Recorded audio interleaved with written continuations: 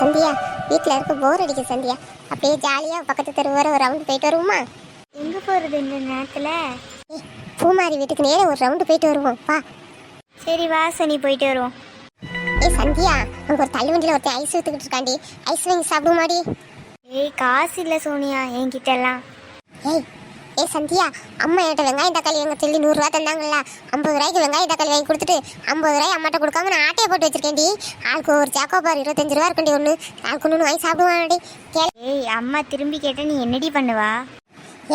அதுதான் நான் சொல்லி சமாளிச்சுக்கிறேன்டி. நம்ம பைக்குள்ள வச்சேன், பை ஓட்டையாகி வச்சு கீழே விழுந்துட்டுமா, காணாமல் போயிட்டுமான்னு தேடின மாதிரி ஆக்ஷன் கொடுத்துருவேண்டி. வாடி, சாக்கோபார் வாங்கி சாப்பிடுண்டி வாடி. சரி வா போகலாம், கேட்போம்.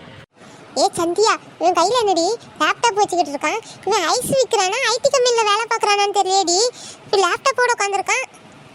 அவன் ஐடி கம்பெனியில் வேலை பார்த்தா உனக்கு என்ன, இல்லை ஐஸ்கிரீம் விற்றா உனக்கு என்ன? நமக்கு தேவை ஐஸு. ஐஸ் எவ்வளோன்னு கேளுடி அவங்ககிட்ட. ஐஸ் வேணுண்ணா, 2 சாக்கோபார் ஐஸ் கொடுங்கண்ணா.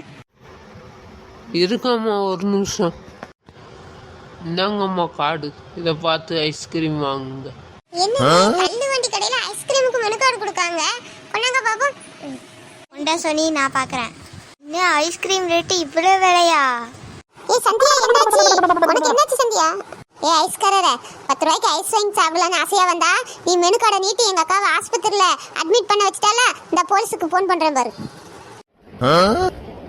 ஒரு மெனு கார்டு கொடுத்ததால இவ்வளோ பிரச்சனையா? நான் ஐஸே விற்க மாட்டேன். நான் ராஜஸ்தானுக்கே ஓடிறியப்பா. இந்த வீடியோ உங்களுக்கு பிடிச்சிருந்தா லைக் பண்ணுங்க, சப்ஸ்கிரைப் பண்ணுங்க.